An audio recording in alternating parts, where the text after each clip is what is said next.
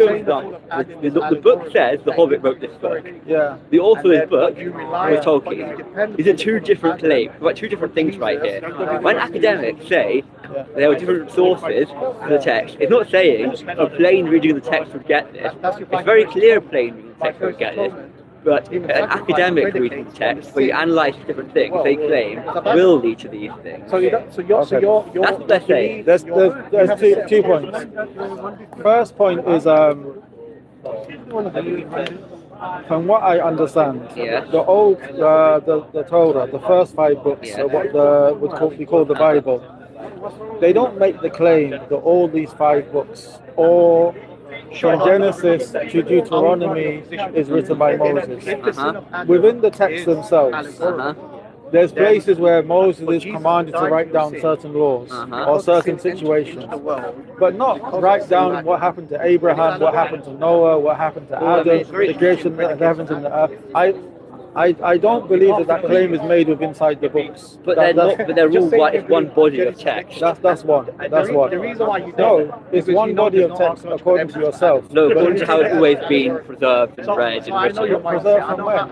And written from... As it's been known to exist. As the text has been known to exist. So when you make those 3 words, since it's been written, since it's been preserved, since it's been known to exist, if that writing, preservation, and known to exist cannot be traced back to Moses, then it's still an external claim. Oh wait, no, look, I agree with you. We've kind of point already. I agree with you that in the historical record, it can't be sent back to Moses. But in the context of the text is very clear who it attributes itself to. I don't believe so. It believes that it says that Moses was commanded to write. It doesn't specify what he was commanded to write. Okay, but that's just pedantic. No, you know why it's not pedantic? Because you're talking about a massive time. You're talking about so many different events. You're talking about such a massive time scale. You're talking about the creation of the heavens and the earth. You're talking about Adam. You're talking about Noah. You're talking about the flood. You're talking about Abraham and his descendants. Then you're talking about Joseph. Then you're talking about him entering into Egypt. You're talking about Moses. Up until the death of Moses. You say Moshe. The death of Moshe. So it's such a large period of time. And then when you have the writing, generally the commands to write are specific to when the laws are given to Moses on Sinai, when he's about to enter the promised land, but obviously he doesn't enter. But he gives a second writing of the law. So it's very specific to the law. It's talking about Moses writing when Moses enters the story. Because I mean, not only that, but the references to what have been written are the events of the law given to Moses. No, he also is recording events. But it doesn't state, or it doesn't make clear that Moses was informed, was given, it was revealed, he was inspired, he was asked to write about creation of the heavens and the earth, Adam, Noah, Abraham. I don't know if it specifically says that or not. However, I think given the context, it's a non-issue. Maybe we can leave that because and look at the text in our own time. But then to compare the Torah to Lord of the Rings, I don't think you can use that argument. Like, for example, sometimes when we discuss with Christians, and we discuss, I know this is not your subject, but or this is not your necessarily connected to you. But when we discuss with Christians, that you have 4 Gospels from anonymous sources. They will tell us about, well, this is the writing style of the time, this is how Romans wrote about their history, this is how the Greeks wrote, and something like that. But we're not talking about historic texts, we're talking about revelation from God.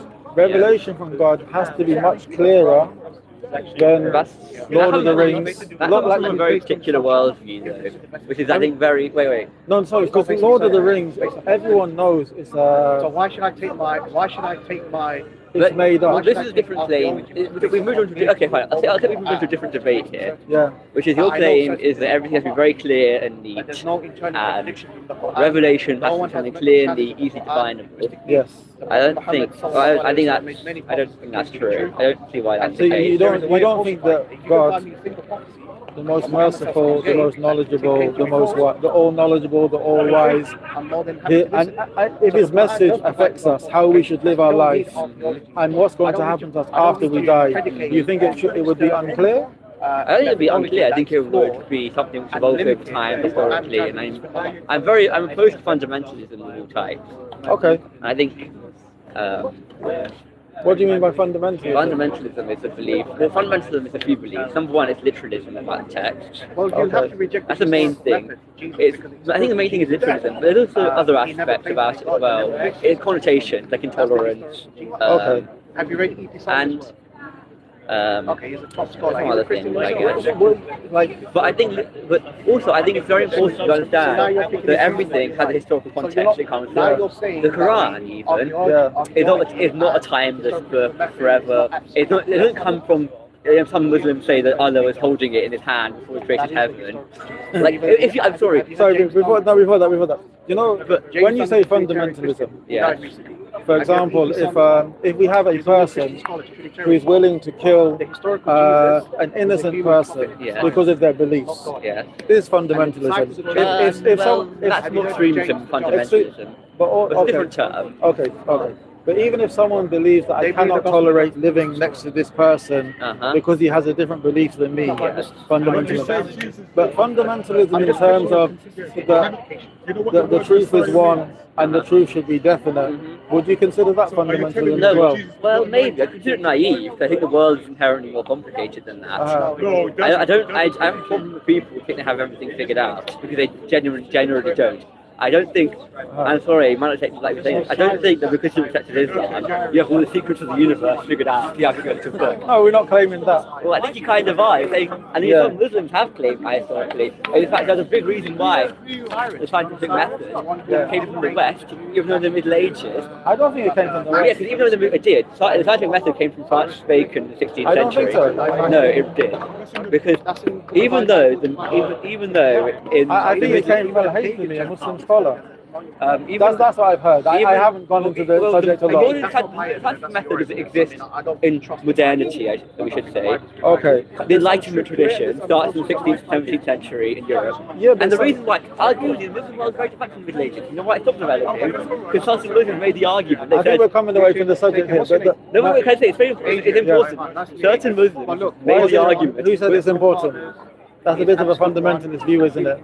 Anyway, so the Muslim said, if it's not in the Quran, and it's not in the Quran, either it's true or false. If it's true, it's already in the Quran. If it's in the Quran, if it's already in the Quran, there's no point learning about it from anywhere else. And if it's not in the Quran, it's evil. And basically, how many Muslims do you think follow that opinion? A lot. That's why there was a massive revival. How did you come across it was a lot of them? Because it was preached by a lot of Muslim philosophers at the time. I think that's a separate issue. But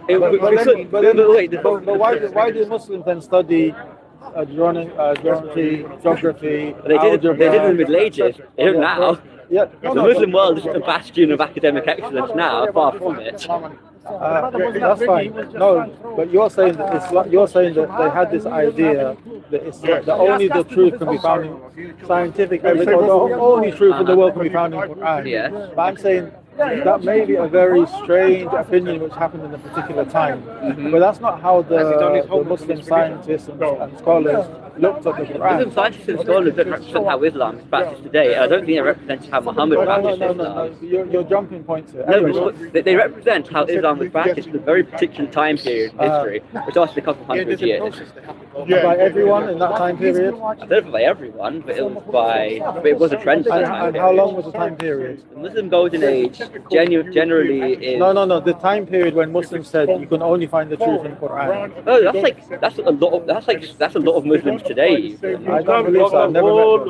Really? Yeah, I think I've probably met more Muslims than you. Anyway, back to the point. Do you think that like Salafists are very open to scientific inquiry? I think this is fine. Yes. This You think so? Yes. Of course. I don't think that bears out in how the society is. No, you shouldn't be. I don't think. No, because I don't think. Let me give you. even if you go to many universities and many hospitals, they have scientists, they have doctors from the Muslim world who are Muslims, believers, practicing, and they're doctors. I'm sure they do, and you can find doctors for people of all kinds. Anyway, but we're coming away from the point. It's an important point, though, because here's the thing. I don't think so. I don't think this kind of thinking. But it is coming away from the point. No, it's important. This kind of thinking that I need to have this little book, which is entirely, which is like timeless, which is completely divorced from historical context, that is for all people, for all time, universal, literally true in every context. Yeah. That's just harmful to the human mind. Okay. That's corrosive to the human mind. So when you believe in a all-powerful God, Yes.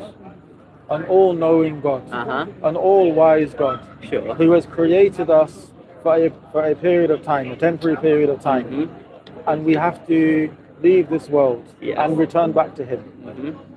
You find it strange that one message should be clear, understandable, explain why we're here, why God has created us, and this one message should be true and others should be wrong. You find that strange? Yeah, I think it doesn't match the human condition at all. Not the human condition. I don't think I'm talking about God. If God created us for a purpose,